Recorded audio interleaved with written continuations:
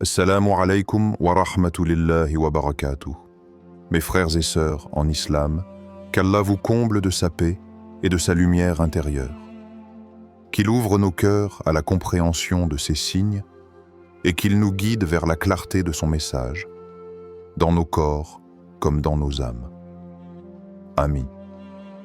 Aujourd'hui, je vous invite à un voyage intérieur, vers un mystère que peu osent explorer. Pourquoi certains corps se fatiguent sans cause apparente, tandis que d'autres vibrent dans le calme comme s'ils recevaient une lumière invisible, silencieuse mais puissante? As-tu déjà ressenti, au fond de toi, que ton propre corps portait des messages cachés, des frissons, des douleurs, des larmes, que même ton esprit ne pouvait expliquer? Quand Allah éveille une âme, ce n'est pas seulement le cœur qui se transforme, c'est aussi le corps qui s'incline doucement vers une autre dimension. Il ne crie pas, il ne débat pas, il obéit, doucement, mais complètement. Les élus, ceux que l'éveil spirituel effleure comme une brise légère, commencent à sentir des choses que la médecine ignore. Des douleurs sans explication, des frissons au moment du dhikr, des larmes qui jaillissent sans raison. C'est à ce moment-là que tu dois écouter. Pas avec tes oreilles, mais avec ton âme. Si ces mots résonnent en toi, je t'invite à t'abonner à cette chaîne, à activer la cloche de notification, car nous explorons ici les mystères de la conscience, du corps et de la foi, à la lumière du Coran. Et chaque vidéo pourrait bien être une réponse que ton âme attendait. Personnellement, j'ai compris que le corps ne ment jamais. Quand il commence à changer sans explication, ce n'est pas un désordre. C'est peut-être le début d'un appel sacré. Alors reste bien jusqu'à la fin de cette vidéo, car ce que tu t'apprêtes à entendre pourrait changer ta manière de ressentir ton propre corps, pour toujours. Mais ce n'est pas une maladie. C'est le corps qui réagit à la lumière d'Allah. Wa nunazzilu min al-Qur'ani ma huwa shifa'un wa rahmatun lil mu'minin. Et nous faisons descendre du Coran ce qui est une guérison et une miséricorde pour les croyants. Sourate Al-Isra, verset 82. Quand une âme est touchée par le rappel, le corps n'a d'autre choix que de se purifier à travers des signaux invisibles. Perte de l'envie de consommer certaines nourritures, hypersensibilité à certains bruits, fatigue soudaine à l'écoute du mensonge. Cela t'est-il déjà arrivé? Ce moment où ton corps rejette ce qui ne nourrit pas ton âme. Ce n'est pas une coïncidence. C'est une réponse divine. Un signe que quelque chose en toi s'est réveillé. Un frère converti, vivant en France, racontait « Avant, je mangeais tout, je riais de tout, je suivais tout. Puis j'ai commencé à avoir mal au ventre sans cause. À chaque fois que j'écoutais de la musique sale, j'avais la tête lourde. Quand je me tenais avec des gens négatifs, je tombais malade. Au début, je croyais que j'étais faible. Puis j'ai compris. Mon corps ne voulait plus se salir. Allah me préparait pour quelque chose de pur. Il ne s'agit pas d'hypersensibilité psychologique, mais de transformation spirituelle corporelle. As-tu déjà été épuisé après avoir côtoyé des gens qui rabaissent les autres? Ton corps est-il plus réactif aux ambiances lourdes, aux mensonges, à la désobéissance? Et si ce que tu appelles fragilité était en réalité un raffinement qu'Allah t'a accordé pour t'approcher de lui? Inna lillaha yuhibbu lit-tawwabin wa yuhibbu al-mutatahhirin. Allah aime ceux qui se repentent et il aime ceux qui se purifient. Sourate Al-Baqarah, verset 222. Il y a des instants où le silence devient un miroir, et dans ce silence, ton propre corps commence à parler. Mais pas avec des mots, avec des frissons, des frémissements dans la poitrine, des larmes qui naissent sans cause visible, un cœur qui s'emballe sans raison, une gorge qui se serre devant des vérités que l'on ne comprend pas encore. C'est le corps qui devient un messager silencieux, un témoin vivant du réveil intérieur. Avant l'éveil, le corps est souvent un outil, un vêtement, un serviteur des plaisirs. Mais après, il devient un autel. un terrain sacré où chaque cellule apprend à prier. Et cela commence par une transformation qui ne suit aucune loi humaine. Ni régime, ni posture, ni yoga, ni méditation guidée ne peuvent expliquer ce qui se passe. Parce que c'est Allah qui opère la purification, de l'intérieur vers l'extérieur. Qad aflaha man tazakka 14 wa dhakara isma rabbih fasalla 15. A réussi, certes, celui qui se purifie et se rappelle le nom de son Seigneur, puis célèbre la salat, sourate Al-Ala, versets 14 au 15. Quand une lumière divine frappe l'âme, elle commence à se propager dans les veines. Le sang circule autrement. Les nerfs deviennent plus sensibles. Les organes réagissent différemment. Et surtout, le corps ne tolère plus ce qu'il tolérait avant. Tu entres dans une pièce pleine d'arrogance, et soudain ton ventre se noue. Tu t'assois devant un écran rempli d'images vides, et tes yeux se fatiguent sans explication. Tu manges quelque chose d'illicite sans le savoir, et ton estomac se retourne. Pourquoi? Parce que ton corps s'est aligné à ta foi. Il devient une extension de ton intention, un prolongement de ton tawakkul, une barrière contre ce qui veut noircir ton cœur. Chaque fois que tu prononces le nom d'Allah, une vibration subtile touche ton thorax. Ce n'est pas imaginaire. C'est ton corps qui réagit au dhikr. Ce que tu prenais pour un corps banal est en réalité un calice sacré. Et plus tu avances, plus tu comprends que chaque partie de toi veut se soumettre. Tes pieds refusent d'aller vers le haram. Tes mains tremblent à l'idée de toucher l'injuste. Tes yeux pleurent au simple souvenir de l'au-delà. Ton corps n'est plus un simple abri. Il devient un livre que les anges lisent, un jardin que la foi irrigue, un sanctuaire où la lumière d'Allah veut résider. Et comme toute demeure sainte, il doit être purifié de l'intérieur avant d'être habité. Une image inspirante. La peau qui respire la paix. Il y a cette histoire transmise par un homme pieux du passé. Il disait « Je connaissais un frère dont la peau avait une odeur douce, même sans parfum. Il disait simplement « Je fais mes ablutions avant chaque prière, je jeûne chaque lundi et je m'abstiens de tout ce qui abîme l'âme. » Un jour, quelqu'un lui dit « Tu sens le musc ?» Il répondit « Ce n'est pas moi, c'est la lumière qui a nettoyé mon corps. » Peut-être est-ce cela. Quand Allah entre dans la maison de ton cœur, même ta peau commence à respirer la paix. Question pour pénétrer plus profond que la chair. As-tu déjà senti que ton propre corps voulait prier avant toi? Et si chaque douleur que tu ressens était un appel à la purification, un moyen par lequel ton corps te supplie, laisse-moi devenir un temple pour Allah. Quand as-tu écouté le silence de ton corps pour la dernière fois? Celui qui ne parle pas avec des mots, mais avec des ressentis, des blocages, des ouvertures? Penses-tu que l'on peut porter la lumière divine dans un corps habité par le désordre? Ce que les éveillés ont compris, c'est que l'islam n'est pas seulement une foi de l'esprit. C'est une lumière qui descend jusque dans la chair. Et pour certains, cette lumière reconfigure tout. Les rythmes biologiques, la digestion, le sommeil, la respiration, la manière de pleurer, la manière de toucher. C'est cela, le vrai miracle. Un corps qui devient islam. Un imam racontait un jour qu'un jeune homme dans sa mosquée avait un parfum unique, presque indescriptible. Personne ne savait d'où il venait. Un jour, le jeune a confié « Je n'ai jamais mis de parfum. Je jeûne chaque lundi, je m'éloigne des péchés cachés. Peut-être que mon âme dégage ce que mon corps ne contient pas. Et si ton odeur changeait parce que ton âme respire mieux? Et si ton regard devenait plus profond, non pas à cause de la fatigue, mais parce qu'il voit plus loin que les apparences? Et si ton corps révélait ta piété avant même que tu ne parles? Il faut que tu le saches. L'éveil ne vient pas dans des draps de soie. Il ne descend pas toujours sous forme de paix ou de clarté. Parfois, il se glisse sous ta peau comme une brûlure. Et oui, il y a des douleurs sur ce chemin. Tu ne comprends pas pourquoi tu te sens fatigué alors que tu as bien dormi.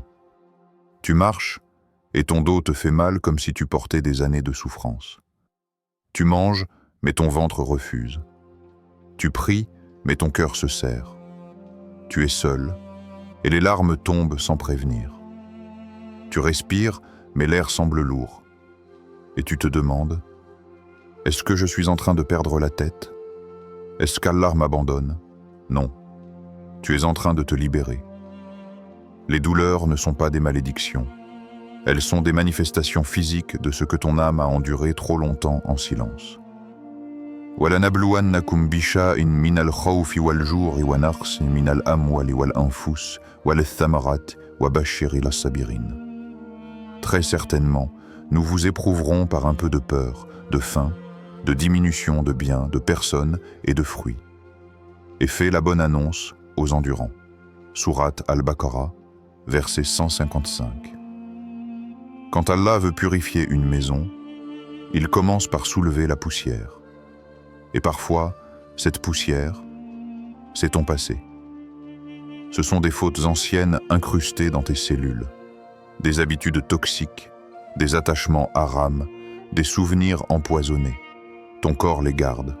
Et quand l'âme commence à se tourner vers Allah, le corps doit suivre.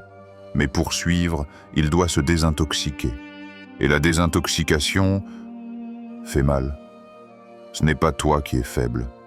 Ce sont tes cellules qui se battent. Ce sont tes nerfs qui hurlent parce qu'ils n'ont jamais connu le silence. Ce sont tes larmes qui lavent des années de compromis.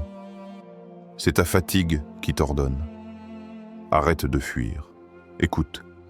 Reste avec Allah. Une sœur pieuse, récemment revenue vers Allah, a confié à un imam: depuis que j'ai arrêté la musique, les soirées et les péchés, je perds mes cheveux, j'ai mal au dos, mes règles sont chaotiques, je prie, je jeûne, mais je me sens brisé. Est-ce qu'Allah me punit? Et l'imam lui répondit avec des larmes dans les yeux: non, ma sœur, ton corps est en train de désapprendre la désobéissance. Tu es reprogrammé, tu étais un instrument du monde, maintenant tu es un temple. Et ce changement, c'est le chaos sacré avant la paix. Tu ne peux pas guérir sans crise. Tu ne peux pas renaître sans tremblement. Et Allah sait exactement ce qu'il fait de toi. Lillahu a'lamu haythu yaj'alu risalatah. Allah sait mieux où placer son message. Sourate Al-An'am, verset 124, tu n'es pas cassé. Tu es en train d'être réaligné. Retiens ceci. Quand tu as mal à la tête sans raison, c'est peut-être ton esprit qui rejette les voies du monde.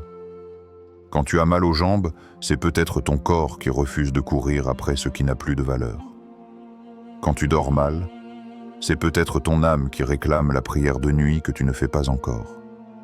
Et si la douleur dans tes os était la mémoire de tes anciennes fautes qui quittent ton sang? Et si ce poids dans ta poitrine était en fait le haram que ton cœur tente de recracher? Crois-tu vraiment que l'éveil vient sans tempête? Et si chaque douleur était un signe que ton corps devient un lieu de prière, un sanctuaire, une Kaaba en chair et en souffle? Il faut oser le dire. Oui, tu souffres, mais ta souffrance est intelligente. Elle est dirigée. Elle est programmée par celui qui te connaît mieux que toi-même. Tu n'as pas besoin d'être fort. Tu as juste besoin de rester debout, même en tremblant. Tu es sur la voie de l'éveil. Et ce feu que tu ressens n'est pas un châtiment. C'est le feu sacré qui brûle les voiles entre toi et ton Seigneur. Il est des choses que l'on vit sans jamais les dire. Des instants si subtils que même les mots les fuient. Tu t'endors comme tout le monde, mais ton âme, elle, reste éveillée. Elle flotte entre deux mondes, attentive à un appel silencieux. Et sans savoir pourquoi, tu ouvres les yeux à 3h12 du matin. Aucune alarme, aucun bruit, rien. Et pourtant, quelque chose t'a tiré de ton sommeil. Tu ne le sais pas encore, mais c'est un rendez-vous divin. Un moment qui n'appartient qu'aux âmes appelées. Un espace-temps hors du tumulte où Allah tend la main vers ses serviteurs en paix. Il ne t'appelle pas avec des mots, mais avec la douceur d'un cœur qui se serre doucement, un frisson sur ton dos, un souvenir de la mort, une envie soudaine de pleurer ou de prier, sans raison. Kanu qalil min layli ma yarjarun, 17 wa bil ashar hum yastaghfirun. Ils dormaient peu la nuit, et aux dernières heures de la nuit, ils imploraient le pardon. Surat Ad-Dariyat, versets 17-18. Il y a un secret entre Allah et ceux qui l'aiment. Il les réveille la nuit, non pour les punir, mais pour leur offrir sa présence sans personne autour. Quand tout dort, la lumière descend. Elle frappe aux fenêtres du cœur. Et si le cœur est vivant, il se lève. Il se purifie. Il parle. Il pleure. Il s'incline. Même si le corps est faible, même si les yeux piquent, histoire poétique. Le sommeil de Nur. Un enfant de 12 ans. Silencieux, pur, éveillé. Il racontait un jour: quand je fais mes prières avant de dormir, je rêve d'une lumière blanche qui me parle sans bouche. Et quand je me réveille, je sens que j'ai été consolé, même si je ne comprends pas comment. Les médecins ont dit hallucination hypnagogique. Mais les cœurs proches d'Allah savent, c'est une visite, un cadeau du monde invisible, un parfum de l'au-delà, déposé dans le sommeil d'un enfant éveillé. Il faut le dire simplement.